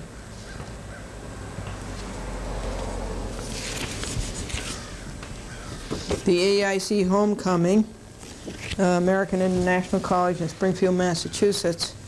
I'm a graduate of that college. Is Saturday, October 22nd, 6th, and Friday, October 25th. I'm not going to buy a satellite. I want to buy a satellite because I want to put the cable operators out of business. But the one I looked at was made by Primestar, and that's owned by TCI. They're such a monopoly, you can't seem to get around them. I'm going to read you 2 paragraphs from the Center for Judicial Accountability. These people are doing the right thing. These bad judges destroy people's lives, families, and businesses, and for ulterior reasons torpedo important cases affecting the public. The financial cost of appealing a judge's bad decision puts appeal out of reach for the average citizen, yet those who make the financial sacrifice and do appeal often meet with the same realities on the appellate court level as in the lower court.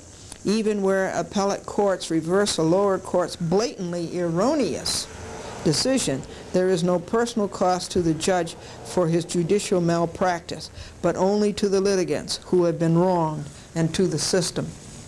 Incompetent, abusive, and corrupt judges create havoc at the trial level and overwhelm the system with otherwise needless appeals.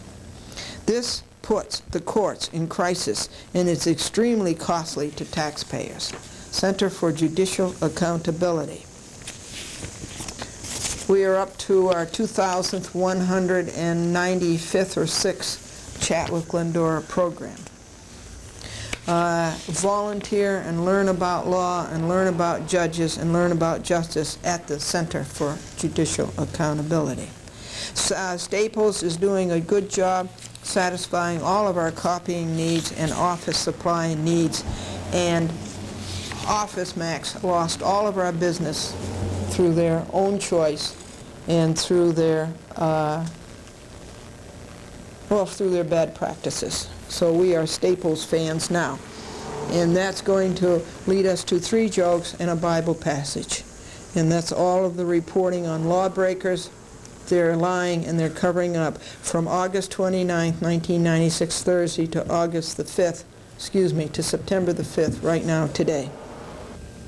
Marianne says that her husband is lost in thought, and her mother says, yes, that's because it's in unfamiliar territory.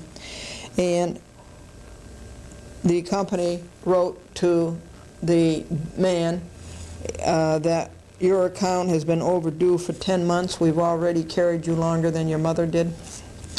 And the salesman said to Mary, if you buy this freezer, you'll save enough money on food to pay for it. And Mary says, well, we're buying a car on the gasoline we save. We're buying a house on the rent we save. We're buying a washing machine on the laundry bills we save. We just can't afford to save anything else. Bible passage, Romans 14, verse 12. So then every one of us shall give account of himself to God. Every one of us. That includes you lawyers and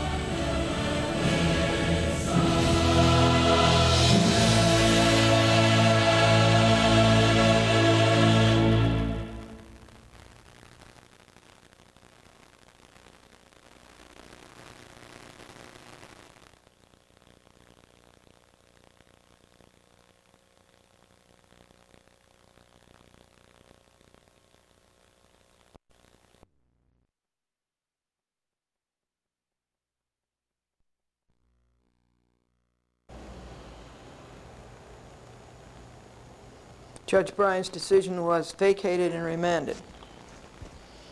And he's never got over that.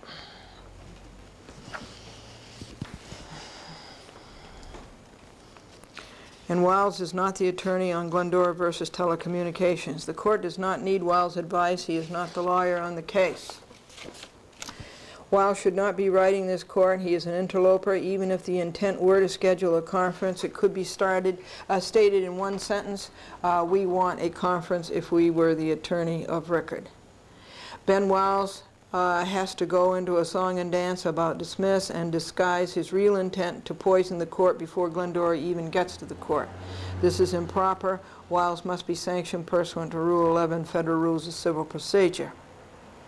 Wiles has already said in the August 15th letter what was said in the August 9th letter, and he had no right to write either, nor the August 8th letter. He is a charlatan. Phone call was our court stenographer, Vera Monaco. Okay, Wiles has already said in the August 15th letter what was said in the August 9th letter, and we had no right, and he had no right to write either, nor the August 8th letter. He is a charlatan. The counsel is Baker and Botts, and Baker Botts never signed any of these letters. Sanctions are in order, and over again. As usual, Wiles is making a fool of himself and trying to make a fool of the court. Wiles is not the attorney of record. Salisbury did not sign the August 8th letter. Even if he were the attorney of record, he never mentioned the above in his August 8th letter. He had no right to contact Glendora. Well, he said that he asked Glendora for an extension and Glendora wouldn't grant it, and that he said this in the other letter, but he didn't say it in the other letter. Baker Botts did not ask Glendora pursuant to Rule 6 for an extension, and that letter went out on Saturday, the 17th. And I don't serve him on Wiles, I serve him on Baker and Botts because Wiles is not the attorney of record. We're going to have 3 jokes, and then we're going to close. And this is what happened on the law breaking of Malone, Magnus, and TCI from August the 15th, Thursday, to today, August the 21st, Wednesday. I have to videotape early because tomorrow we go to small claims court for those crooked, another set of crooked cable TV operators, Cablevision. They went and spent the money for the subpoena money. They didn't have to come to trial because it was stayed, and they went out and spent the money. They converted the money to their own use. Here they are, billionaires. Okay.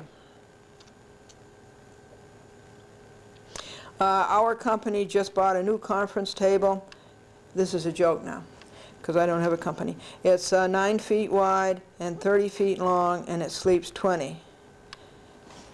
Sir, can I have $1 for a cup of coffee? And Arthur said, $1? That's ridiculous. The panhandler says, just tell me, 52 cents in print postage, rip-off court stenographers, 39 weeks of emotional disturbance, 3 months of murdered speech, 8,070 pages, 34 volumes, 3 file drawers of law-breaking, lying, and covering up, and 89 mailings and 102 chapters, half an hour each, on television of their bad record. That's Glendora versus Malone, Magnus, and Telecommunications Incorporated.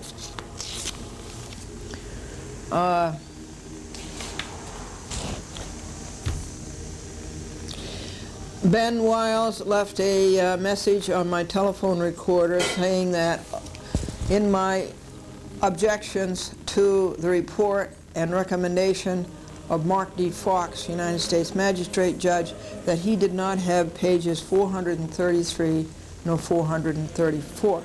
So I went to my copy, and I don't have pages 433 and 434. So I telephoned, and Margaret answered the phone, and I said, I want to leave a message for Ben Wiles. I don't want to speak to him. He's such a sleaze. I said, just tell him that I don't have 433 and 434 in my copy either.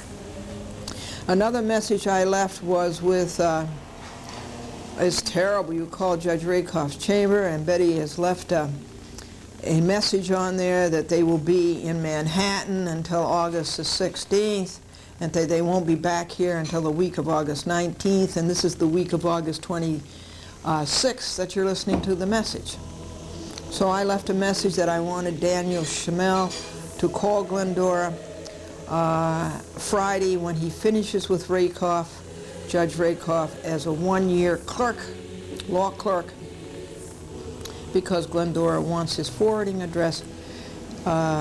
He will have no more influence in the Judge Rakoff court because he'll be through. And so I want to talk to him. I admired him and respected him, and he's just a youth, although he did a bad thing. What other news is there? The annual report of Telecommunications Incorporated. I am annotating it, and this is the first pages of my annotation. And I think it will come up there and show it to you and read it over your shoulder. This is pages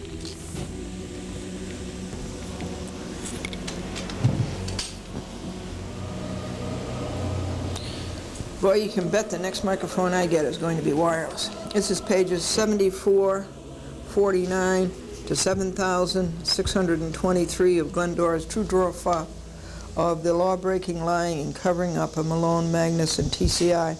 And TCI says, we're taking television into tomorrow? No way. TCI takes television into yesterday. And this is an annotated report by Glendora. And my annotated report is 16, but I think I'm up as far as page 25 in the annual report. I showed you Malone and Magnus's picture. I show you the stats where they make $7 billion a year of your money, cable TV subscribers, $7 billion. See the figure? Right there. See that? 6.9. And here are the culprits, John Malone and Bob Magnus. And this is the year that Malone, Magnus, TCI had all murdered public access. They're traitors to their country and to free speech.